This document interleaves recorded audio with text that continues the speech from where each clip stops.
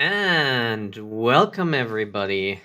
Thank you, Timo, for that wonderful, wonderful introduction. As you can all read, hopefully, I know my handwriting isn't the best. We're going to talk about that thingy up there and not that stuff that we carry around in this little, more or less wonderful piece of newly found church and religion we're all bowing our heads to, more or less. All of our optimization always based on channels. Because let me give you a first small question to get this rolling. And why do we buy stuff? Or rather, why do we think about buying stuff? is it is it actually because we're we see a piece of content? And with piece of content, I mean the ad, I mean a video, I mean testimonial, I mean one of our friends praising something. Or is it actually the piece of content?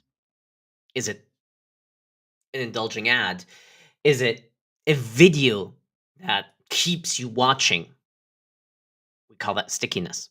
Is it that, as I said, testimonial? Is it that word of mouth where somebody who you asked about what's the best lawnmower, and they'll say the electric one of Bosch, which I bought. Um, at the end of the day, the main factor is the text. It's the creative. It's the ad, and then comes the channel. And this is what I like to explore with you today. First, why is it in this direction? And secondly, how can we actually analyze this? I've prepared a little demo, and I hope nothing blows up, as we've seen in live stuff. Um, and again, we're going to draw everything. So, um, best example, don't think about pink elephants. And what most of you will now just have in their mind is that a pink elephant. Thank you very much, ChatGPT, for generating that wonderful image of a pink elephant. Um, but it's exactly this. Everything that we communicate about, we either get a mental image or we get a mental understanding of what we're talking about. And this more or less brings us to the aspect of what we're going to talk about. And ignore the 2017 numbers because, yeah, through the usage of, as I said, those little thingies and of different channels, there's a bit of a shift in what actually drives the effectiveness of advertising. And first of all, it's the creative. So it's really about the ad, about the copy, about the topic, about the message that we convey. Then the second thing, as always, and I know a lot of people, a lot of things say, hey, because of social media ads, because of all of that performance advertising, branding is dead. And I can only talk to you from my perspective, but hell no. No. A lot of those books back there are from similar authors. A lot of my tech equipment, with which I'm currently doing this, is from one and the same brand. Uh, um, my bike.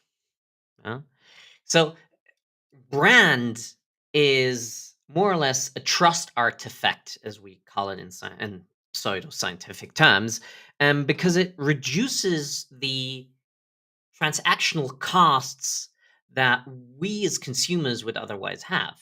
Which means I know that I can trust this. And I know that that has worked in the past, so I'll buy it again. And this is important. There are brands, there are product category brands, there are product brands, and then there are producer brands. Yeah? So let's say we all know Kellogg's. And then maybe some of you have got a favorite cereal from Kellogg's. So let's say the one with that sugary cornflakes with the tiger in front. Gladly, I've totally forgot how they're called because I don't buy them, but I remember them. And now I've got two boys. And yeah, children sometimes also like sweets.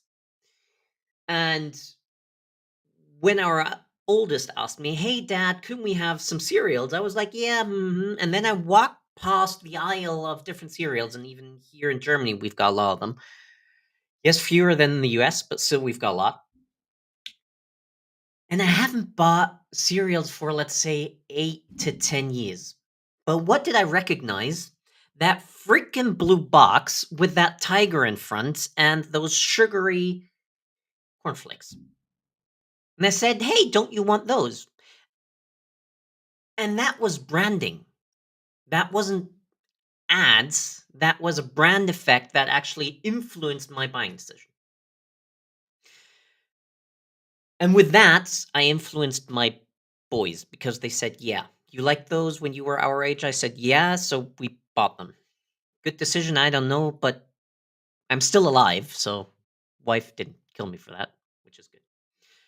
Third aspect is targeting. And those two, targeting and reach, are the things that actually then channels enable us to do. So, in the golden good old days of advertising, think about, maybe some of you have watched Mad Men, or think about David Ogilvy, and all of that really generation where working in advertising was sexy, not as today we're seen as the worst of the worst when it comes to jobs. Channels worked as a proxy for your targeting. Because if you said, "I'll do an ad in a newspaper," and now we're talking about times when, for example, not everybody, or we didn't have these high um, capabilities for reading and writing, etc. Um, Posting an ad in a newspaper, not everybody could understand it. Or TV, not everybody had a TV at home, so distributing your ad via TV was situational for your targeting. Same with radio ads. Same with which program did I select? Yeah, and it's the same logic today. For example, if you talk about which program, which channel do I select when doing TV advertising, that's the same logic. This is always a proxy for our targeting. But as more and more budgets shift into digital, especially then into digital distribution, the creative again becomes more and more the targeting because we're again able to distribute it into more reach. And now comes a wonderful um, logic of Professor. No, I forgot his last name. Byron. This is wonderful. Um, Byron something. I'll quickly hand it in. Um, and book behind it is how brands actually grow. Because we've all got that notion of, hey, we need to do more business related to reactivation campaigns of established customer relationships, because we always say that's 7 times cheaper. Theoretically, yes. Practically, that study that actually put that notion into our industry, check that. It's wrong. It's highly wrong. Nevertheless, we all know, now we're coming back to brand, if we've got an established customer relationship, there's more trust involved, which means I do have fewer costs, but it's not 7 times. But nevertheless, um, Professor Brian Sharp says that we actually have to think about mental availability, which means, thank you, Byron Sharp. Thank you, Timo. Which actually then means recency, because that means availability of more or less the underlying ads and the underlying wordings. What all of this means at the end of the day is my actually open sentence. What do books, movies, and advertising have in common. And maybe, hopefully, a lot of you have watched the movie Inception, because that's more or less what advertising, what good storytelling does. It plants that little seed up there, and then we water it with follow-up ads and retargeting. And at some point, our customers will have that notion of, wait, I've got this job to solve. And now I'm talking about Clayton Christensen's concept of jobs to be done, where I don't buy a drill to drill a hole. I need a drill to be able to screw a screw to hang up a picture or to hang up a projector or to hang up something else that then enables me to do something else. We buy products and services to get a job out of the way. We don't buy them for their object. We do that in the realms of art, we do that in the realms of luxury items, but even for luxury items and even for art, they serve a purpose. For example, to communicate for us our status, to communicate our state of mind, to communicate for us. So, what does all of this mean? Now, shifting into a logic here. If we say that the important parts are those little nice, fancy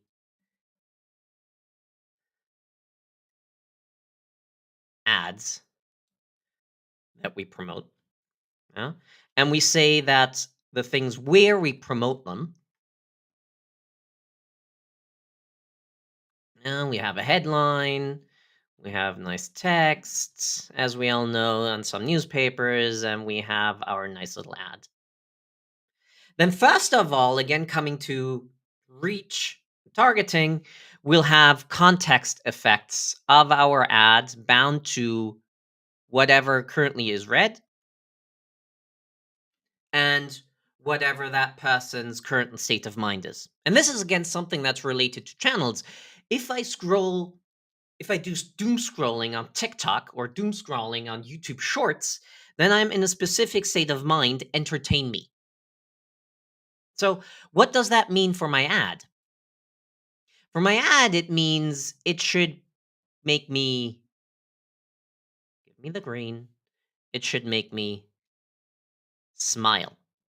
It should make me laugh. It should entertain me. And that aspect of entertainment, actually, thanks to those little hormones that we're all flooded with, if we've got enough repetition, if our frequency is high enough in the sense, that gets burnt into our brains. That's why, for example, honest point, I'm totally hooked on the brand Porsche. 100%. Why? Yes, mom and dad educated me about that they're wonderful cars, they're handling me, but the freaking ads of Porsche are marvelous. Best ad I've seen in my lifetime was where that little boy walks into the Porsche um, exhibition room, yeah, and the sales clerk comes to him and asks, "What are you doing here?" And they talk, and then the clerk says, "Yeah, you can't buy it now," and the boy says, "Yeah, not now, but I will." And that's the underlying huge effect of ads again there. Showing this. So we've got context, and we say this ad makes me happy. So I've got a message that entertains. In another piece of content, for example, I could have informational layout. Yeah? If I know that I've already got an audience, then I'll just have classic ads, especially if we're in lower funnel aspects, we'll have ads with a high information density. And those are all parameters by which we can structure our analysis. So we'll have, for example, classic parameters, right? such as motive. So we'll do uh, motive. Or we have wonderful things like core message.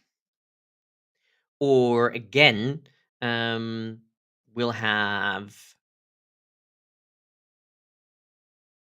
language, yeah, just in classic. These are all theoretical parameters that we can also distribute from our channels back to our tracking systems. How? Now, again, quoting Lucas Oldenburg, thank you very much for that. Again, wonderful article, classic attribute value notation. So, if we say, yeah, and I'll just copy one of the core preparation URLs that I have in there. It's an endless list.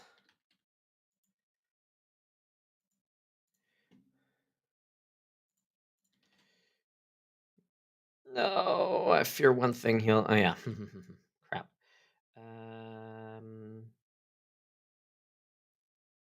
Can I wait? We'll do this. Others.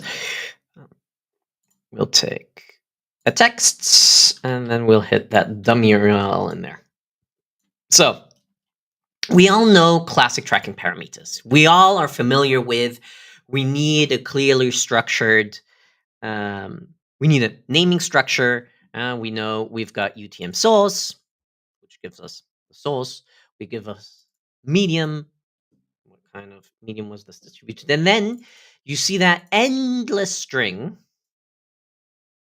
and this is short, of additional parameters bound to that specific ad. Yes, you could also put this into UTM add or one of the other classic parameters, but please just do it. So, and here you see MT. MT is media type. So MT is again,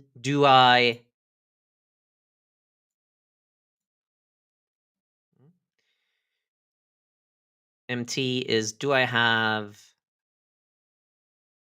a video or do I have a picture ad of a dog with some text? Or is it a pure text ad? Or Timo, yeah, again, this is not built on myself. This is Lucas. I've just copied it and extended it to be able to use this. So again, we're posting, we're adding this as the value underneath, and here you see it's text. So then, as I said, message. Yeah, remember that little context awareness factor. In which context do we post this? What do we see? And then here we see we've got it emotional. Next, classic. All of our ads will always have a core call to action. The call to action should always or must connect your copy, your ads to one specific what to do next call. And this is an important aspect of our evaluation. So here we'll have learn more. Issue is, as you currently see, my actual splitters between those attribute value pairs or key value pairs is an underscore. As you see here, I fucked up. Live presentation. So what should I have done here? Use another splitter, yeah, or something else. Then we see the goal. Yeah, we want to create awareness. We have an current emotional aspect of we're triggering fear. We're saying these two are connected. What's the message underlying emotional? We trans fear. Language is English. What's the motive currently? Fear of missing out. What's the storyline? We're a narrative, etc., etc., etc. So all of this more or less gives us. We could call this decision tree or an attribute tree, where we know how we structure our ads based around again the images that we use, yeah, and knowing how important actually understanding the underlying creative is. So what do we do with that? Timo, be prepared. I'm now going to switch what I'm presenting. So we're now jumping into a complete screen, which will be awesome. There. I hope it's still being currently shared. I'll quickly check. Yes, it is endlessly. Wonderful. And as you can here see, these are the example URLs. I'll quickly give you sneak peek into the underlying data structure of that. The data structure completely got eradicated. Transform. Wonderful. I have to fix that. So here, as I said, we've got those endless URLs. And what we're just doing in connection with impressions, reach, clicks, whatever.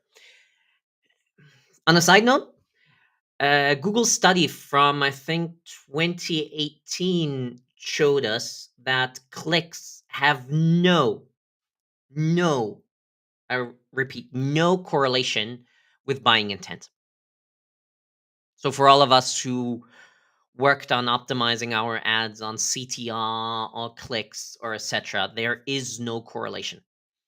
Data is bound to, I think, 10,000 different ad accounts in combination with data from Nielsen. Got that paper flying around somewhere. But again, and why do I add impressions and reach? Because social media channels make their money by keeping us in their network. How do they do this? With distributing highly relevant content for our current state of mind. Which means if our ads have lower impression counts or reach counts than normally, we know that something there isn't as right with the audience that the current social media network thinks is relevant for us than compared to the other ads. That's why you can easily always compare that. Costs, clearly understandable. Comments, for example, based on that, you can always do sentiment analysis to that specific ad. But enough of the data that we're using there. So what we're then doing is we're splitting out the URL parameters quite easily, splitting that into a classic source medium, which if you're doing just a normal export from your web analytics tool of choice, completely fine, completely easy. And then we're coming to the magical part. And here, we're then splitting that really down into, is it video? Is the message emotional? What's the core elements? What's the CTA that we've got on there? What's the current goal? What's the emotional trigger that we want to use? What's the motif? How's the storyline? I've got an endless list of all of those parameters that you can use. Once you've got that, what you then more or less do is you've got three, particularly four types of analysis that you can do. And one of them, where am I? Oh, wait. And one of them actually is, and I hope we'll get this timed correctly.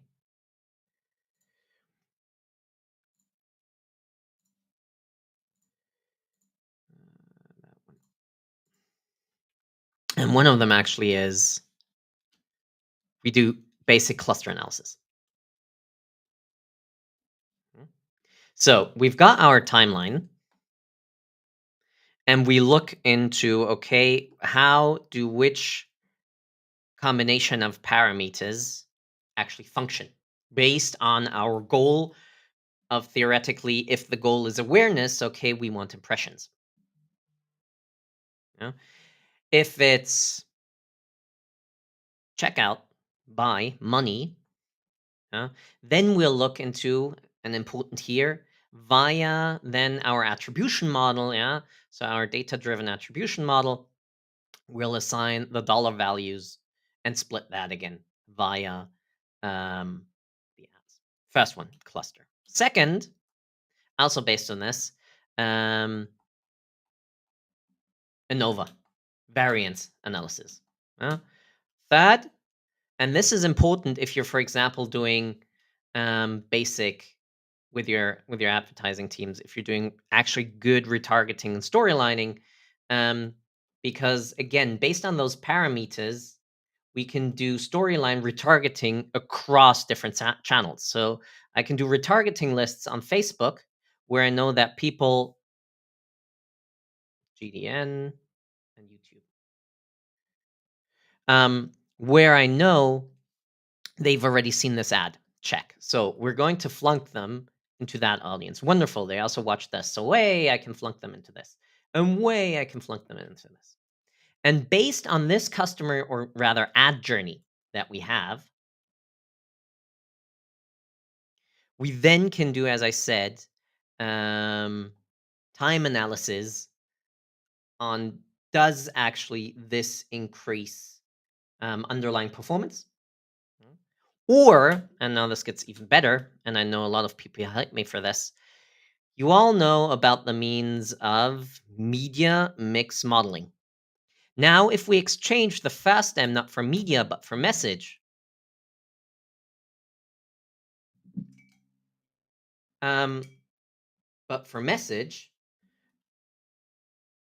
we can do that econometrics analysis, building those models on this. Yes, it implies that you've got your data correctly defined, especially for things like TV, radio, and everything else. And this, at the end of the day, that combination of 4 analyses. So we've got performance, we've got qualitative, we've got attribution, and we've got our MMM, is always more or less the under, plus this fourth would actually be something like lift. Those 5 parts are always how I pronounce and call and tell each marketing analyst team how they actually need to understand their whole marketing analytics setup. So there you have it. At the end of the day, start understanding the minds of your customers and not the platforms that you're advertising on. Thank you very much for listening, and now I'm open for questions.